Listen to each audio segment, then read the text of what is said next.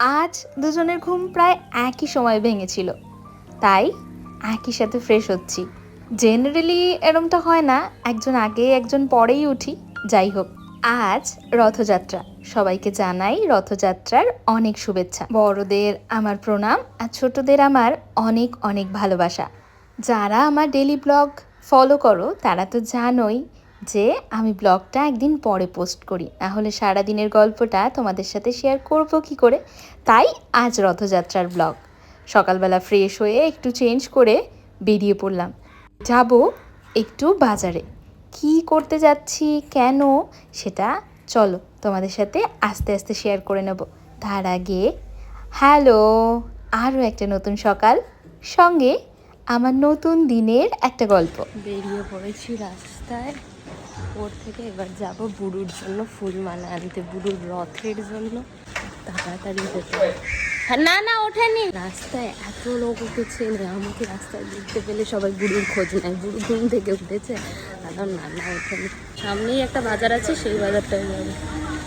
এখানে অল্প করে কয়েকটা দোকান বসে আমাদের গলি থেকে বেরিয়েই একদম শনি মন্দিরটার সামনে। এই দেখো একটা ফুলমালার দোকান। কত করে ওই পাতাবাহারি? 10 টাকা। ওইটা একটা দাও দেখি ভালো দেখে। হ্যাঁ দাও, ওইটা দাও। আর হচ্ছে এই এই ছোট বেল ফুলের মালা কত করে? হ্যাঁ 10 টাকা। এইটার 5টা দিয়ে দাও। এখান থেকে কিছু জিনিস তো নেওয়া হয়ে গেল, তবে পাশের দোকানে এই মতির মালাটা খুব পছন্দ হয়েছে জগন্নাথ ঠাকুরের গলায় দেওয়ার জন্য। এটাও নেওয়া হয়ে গেছে, ফুল, মালা, পাতাবাহারি পাতা সব নেওয়া কমপ্লিট। এইবার মিষ্টি, এই যে টাকাটা। ঠাকুরের জন্য একটু মিষ্টিও নেওয়া হয়ে গেছে। তবে কোনো একটা অকেশন হলে মিষ্টির দোকানে যা ভিড় আর লাইন পড়ে, আমি তো ভাবছিলাম কতই না দেরি হবে। ব্যাস সব কাজ কমপ্লিট। জুঁই ফুলের মালাটা রথের দড়ি বানাবো বলে জিনিসপত্র নেওয়া সব হয়ে গেছে। গুচ্ছের মালা, ফুল, পাতা এইসব নিয়ে নিয়েছি। এইবার তাড়াতাড়ি গিয়ে স্নানটা সেরে ফেলবো, ফেলে আমি রথটা সাজিয়ে দেবো। কারণ আজকে আমার ইভিনিং শিফট আছে, আমাকেও বেরোতে হবে, অনমিত্রও বেরোবে, মা আছে, মা ওকে রথটা চালানো করাবে আর কি। কারণ আজকে দেরি হলে না রাস্তায় একটু বাদে থেকে প্রচুর জ্যাম হয়ে যায়। ওই সিআইটি রোডটা একটা রথ বেরোয়, ওই রথটার জন্য। ফিরে এসে খানিকটা অবাকই হলাম, দেখলাম অনমিত্র ঘর মুছে জামা কাপড় কেচে নিয়েও দিয়েছি, খানিকটা কাজ তো এগিয়ে গেল। এদিকে এসে আবার রান্নাঘরের কিছু জিনিসপত্র গোছগাছ করে আমাকে আরেকটু হেল্প করে দিচ্ছে যাতে লেট না হয়। আমিও এদিকে চট করে ওর লাঞ্চটা একটু প্যাক করে দিয়ে নিই।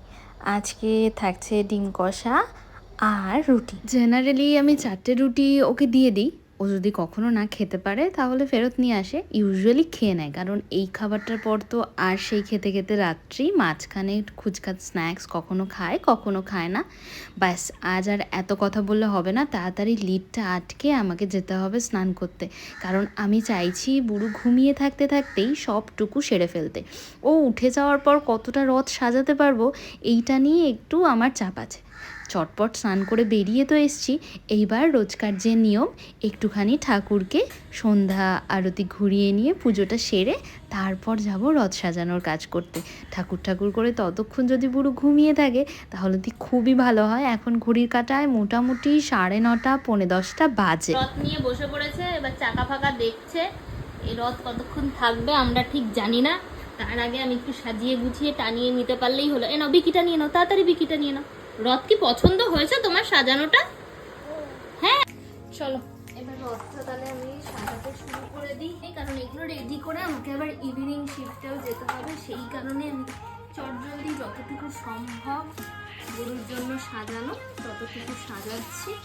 তোমরা আমাকে জানিও তোমাদের কেমন লাগছে। যেমনটা ভেবেছিলাম তেমনটা তো হয়নি। পুজো সেরে উঠে দেখলাম বুড়ো উঠে গেছে, ওকে খাইয়ে তারপর ফাইনালি আমি এখন এসেছি রথ সাজাতে।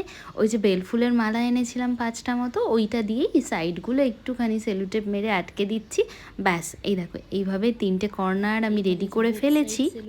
এইবার এই ফুলগুলো এই যে এইভাবে নিয়ে জাস্ট এইভাবে চিপকে দেবো, তাহলে ফুলটা এইভাবে দেখা যাবে। আর এই যে এই পাশেও লাগিয়ে দিয়েছি 3 পাশে। আর এইটা হচ্ছে তোমার ফ্রন্ট সাইড। এই যে এইবার ফ্রন্টটা একটু সাজিয়ে দেবো। গাছ থেকে কয়েকটা এরিকা পামের পাতা এনেছিলাম, সেগুলো এই ফ্রন্টে একটা সাইডে আটকে দিলাম। এই পাতাটাকে এইখানে লাগিয়ে দেবো। কাঠগোলাপ আমি এইভাবে দিয়ে দিই, তাহলে এই যে দড়ি বেঁধেছি এটা আর অতটা দেখা যাচ্ছে না। এইভাবে দাঁড়াও, এই দেখো দড়ি বাঁধাটা অনেকটা হাইট হয়ে গেছে। এইখানে একটা আমি সেট করে দিলাম। আমার গাছের বেলফুল এই ছাদ থেকে নিয়ে এলাম, কি সুন্দর দেখি। এইটাই মাঝখানে দিই, মেবি দেখতে ভালো লাগবে এই থোকা মতো জিনিসটা। এই দেখো রথটা কিন্তু মোটামুটি রেডি। এইবার দড়ি বাঁধার পালা, মেন জিনিস যেটা। স্টানার দড়ি বানাবো হচ্ছে এই বেলফুলের, এই জুঁই ফুলের মালাগুলো দিয়ে।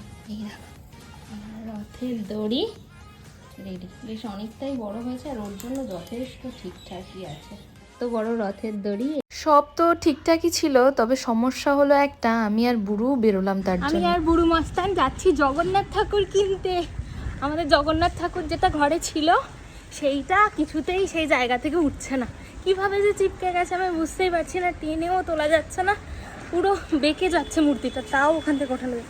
তাই আমি আর বুগু জগন্নাথ ঠাকুর কিনতে যাচ্ছি। আমরা মেন রাস্তায় চলে এসেছি, এইবার আমরা জগন্নাথ ঠাকুর নিয়ে বাড়ি যাব। শেষমেশ এই দোকানে একটা ছোট মূর্তি পাওয়া গেল, যেটা আমাদের রথের সাইজ অনুযায়ী একদম ঠিক আছে। আমরা জগন্নাথ ঠাকুর কিনতে এই যে বাঁশি কিনে নিয়ে ফিরছি। কই বাঁশিটা দেখাও একটু ফু দিয়ে। এই দেখো, বাড়ি ফিরে চট জলদি ঠাকুরকে এবার ভেতরে বসিয়ে দেওয়ার পালা। সামনে একটুখানি জল মিষ্টিও দিয়ে দেব। মিষ্টি, এই যে যোগুর জল। আর এইবার এই যে যোগু দাদার ভাই আর রথের মালিক এসে গেছে যোগু দাদাকে দেখতে। প্রথমেই একটু বসে দেখে নিল, তারপর তার কাণ্ড কারখানা দেখো। যোগুকে নম করো, নম করো, যোগুকে নম করো, বল করো, মাথা নিচু করে কিরকম বল করতে হয় করো। যোগু দাদাকে নম করো। ওলে বাবারি সোনা বুড়ু, লক্ষ্মী সোনা। কি করছো?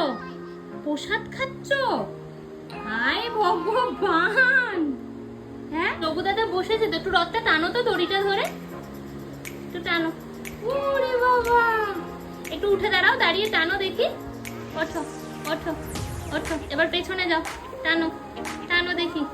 ওলে বাবা লে বাবা লে, এই দেখো পুরো রথ যাচ্ছে। ওরে রথ চলছে আমাদের বাড়িতে। বাইরে বৃষ্টির কারণে এভাবেই ঘরে আমরা রথ চালালাম। তারপর চটজলদি তড়ি ঘড়ি আমাকে রেডি হতে হলো হসপিটালের জন্য। এখন প্রায় 12টা বেজে গেছে, তবে আজ একটু সাজুগুজু করেই হসপিটাল যাচ্ছি। বিকজ রাস্তায় বেরোলে এই ফেস্টিভ্যালের দিনগুলোতে লোকজন এত সেজেগুজে থাকে না, নিজেকে দেখলেই কেমন একটা অদ্ভুত মনে হয়। তবে একটা কথা আজ শেয়ার করার আছে, আমি আমার লাইফের পজিটিভ দিকগুলো তোমাদের সাথে শেয়ার করি, যাতে তোমাদের মধ্যে ভালো কিছু মেসেজ পৌঁছে দিতে পারি। তোমরা ততটুকুই দেখতে পাও যতটুকু আমি তোমাদের দেখাতে চাই।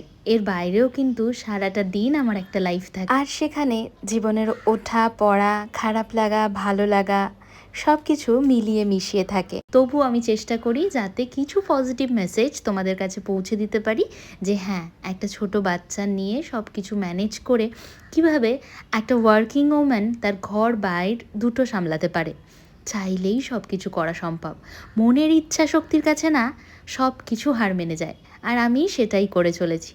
হ্যাঁ, অবশ্যই এখানে আমার মা, অনুমিত্র সবার একটা গুরুত্বপূর্ণ ভূমিকা তো আছেই, সেটা যেমন অস্বীকার করার কোনো জায়গা নেই, তেমন শুধু বাইরে থেকে কিছুটা সময় কাউকে দেখে পুরোটা জাজ করে ফেলাও একদম উচিত নয়। কারণ ভালো মন্দ সব কিছু মিলিয়েই একটা জীবন, একটা মানুষ। দেখো, কথা বলতে বলতে পুরো রেডি তো হয়ে গেছি, এবার একটু গলাটা ভিজিয়ে নিয়ে বেরিয়ে পড়ার পালা, কারণ সারাদিন ধরে বহুত ধকল গেল। চলো আজকের ব্লগটা তাহলে এখানেই শেষ করছি। তোমরা জানিও আজকের ব্লগটা তোমাদের কেমন লাগলো। যদি ভালো লাগে please do like, comment and share. আবার দেখা হচ্ছে কাল নতুন একটা ব্লগে।